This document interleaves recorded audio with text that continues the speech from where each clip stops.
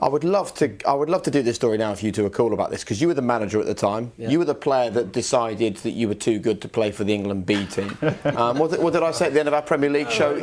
Betrayed your country? We've got all the glory out of the way. Now we'll get on to the disgrace. Well, so what happened here then? Oh, look, you know, I'm pretty ashamed of the way I behaved at that particular time. But I was sort of heart on sleeve as a player. I'd started the season well at Blackburn, and Glenn gave me my first cap against Cameroon. I think it was mid-November.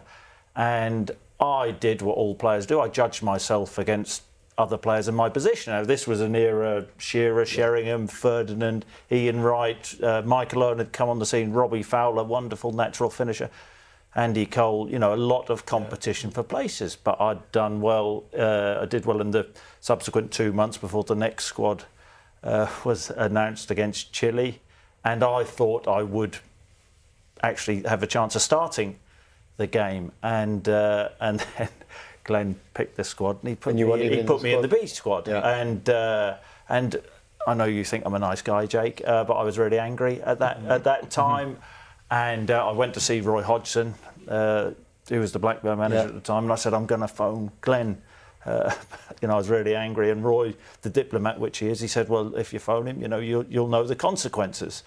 And like an idiot, I phoned Glenn and told him where to shove England B, and Glenn said that you will never play for England again. And he was quite right, wasn't he? Well, he was. He got that right. Absolutely spot on. The true answer now, I said that because of the rare talent that I did have. Well, I think this England managers might have thought differently, but Chris is right. I had so many to choose from. But what are you thinking though when you get that phone call from Chris telling you that he considers himself too good for the England B team? Chris to do what you either knuckle down, don't you? If you get left out the first team at a club, you knuckle down and you say, "I'm going to prove you wrong."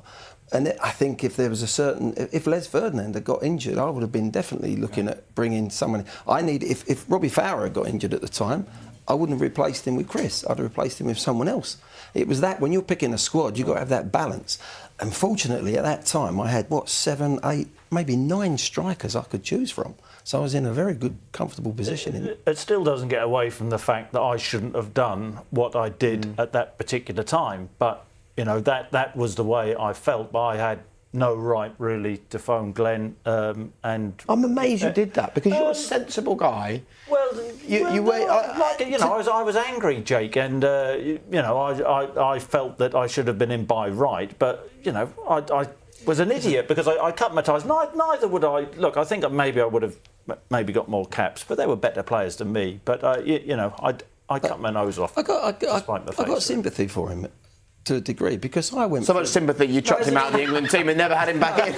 My point is, if you let me say it, go on. As a player, I felt I could have gone to the manager, because I wasn't played. I had a wonderful debut, scored a top goal, made anything. I didn't play for 6 games after, so I could have been picking that phone up. Yeah. It was Ron Greenwood at the time, or Bobby Robson. But I didn't, because I thought, I'll knuckle down and I'll prove people wrong. If only you'd done that, it could have been a very good... that's something I regret.